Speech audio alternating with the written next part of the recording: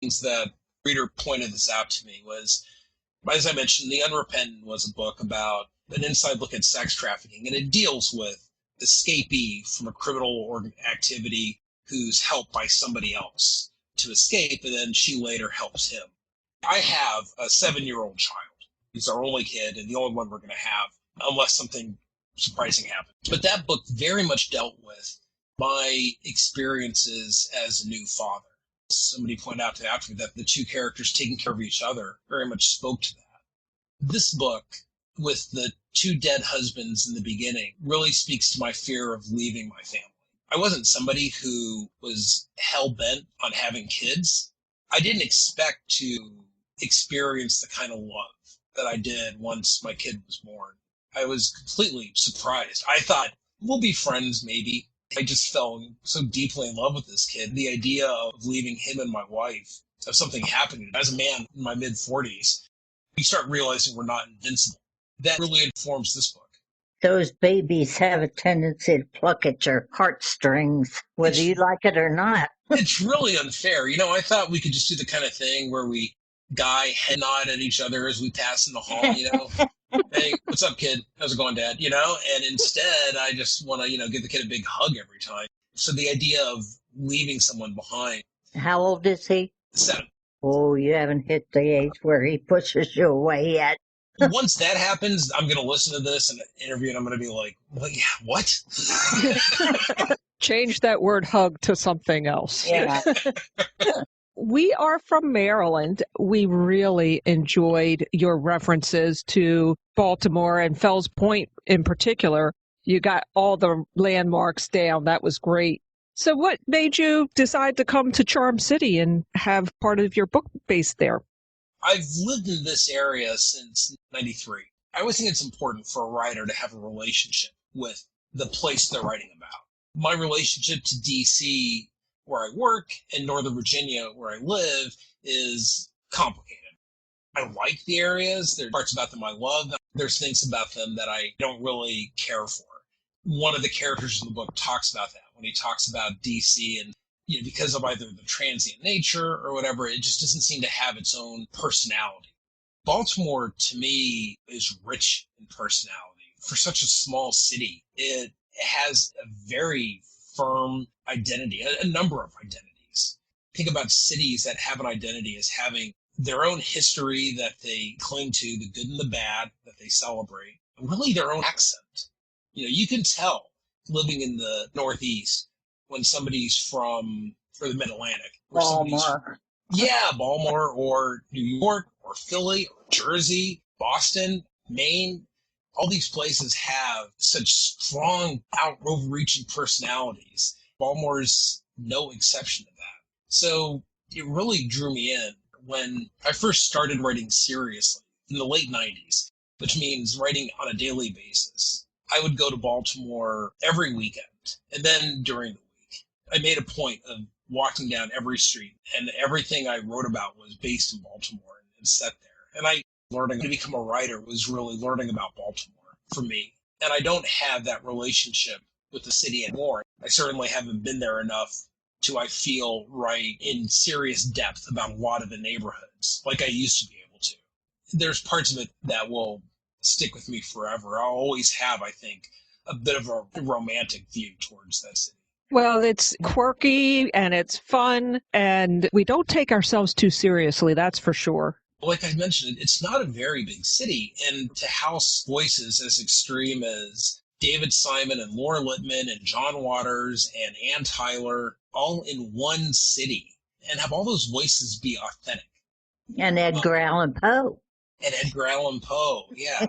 Ta-Nehisi Coates. I mean, it's just astonishing how many people have these deep, profound ties to the city. Well, we thank you for that wonderful compliment. Yes. Of course, yeah. I watched your YouTube video with Hank Phillippe Ryan about writing during a pandemic. What do you think the difference is writing during and hopefully after a pandemic? Writers are uniquely prepared for the pandemic because most of us are sort of introverted nerds who don't like going out and spend most of our time in a room. So So for us, we were like, oh, so this isn't very different. I would say that the big challenge was what to write about. I've talked about this with some other writers. I don't think a lot of people want a slew of pandemic related novels next year. I don't know if people want to relive this.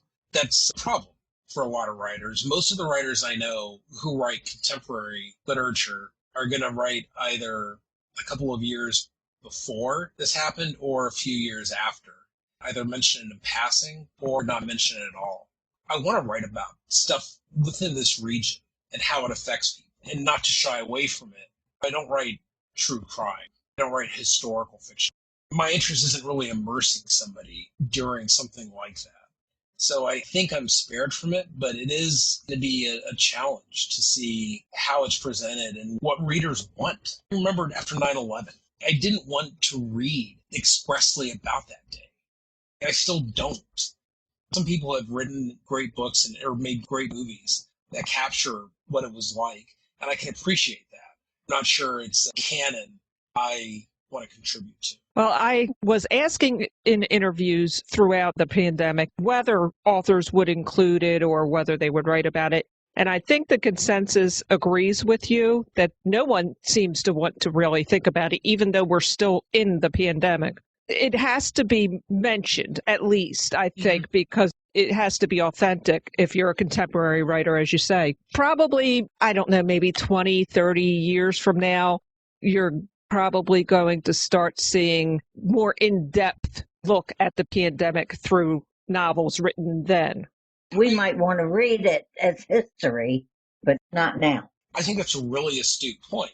My generation of writers may not be the ones who best equipped to handle this. And maybe our children, 20 or 30 years from now, writing about what they saw, capturing it in two ways, from their perspective during this time and what they saw, how they saw the generation trying to shield or adapt them to it. That may not be an experience we're best equipped to handle. That could be where you see a lot of fascinating insight into what's happening right now. Well, I guess we will see what the future holds on that. As to now, one of the things that did come out of the pandemic, or I'm not sure, maybe it was an event that you held prior. I became aware of the DC Noir at the Bar after the pandemic, and I caught an early one, and I haven't caught one since. I really enjoyed, first of all, the premise. Second of all, the experience of attending. I really had a lot of fun. Can you talk about that? And also about the fact that you use this as a fundraiser for an independent bookstore. There's something to this that gets me a little emotional. Right around, it was March 13th of 2020, when Friday the 13th, when the country shut down. And that's when the severity of this was realized. A friend of mine in New York, a writer named Alex Segura, who hosts a New York Noir at the Bar series. Noir at the Bar is essentially 7 to 10 crime fiction writers getting together, and they read either excerpts from a novel or short stories. The stories tend to have a noir element, so they're a little over the top. Usually it turns into dark humor. In-person events, they were held at bars. So readings tend to be a very staid, kind of conservative event, and these are a lot looser. The drinking helps. Everyone's drinking. That tends to go with hand in hand with writers in DC, and we would do them at a bar called the Wonderland Ballroom. It was great. We had standing room only. I would do them twice a year or so. Alex Segura announced he was going to do one virtually. At that point, nobody had Zoom fatigue. We were all just getting into Zoom. He did this event, and there was like 300 to 400 people on, which is astonishing for a reading. There's one person at a time reading, maybe 10 writers. But the comments were just flowing. People talking about seeing each other. I mean, we needed this. Everybody back then in March or April, there was this terrible but lovely element of going through this together.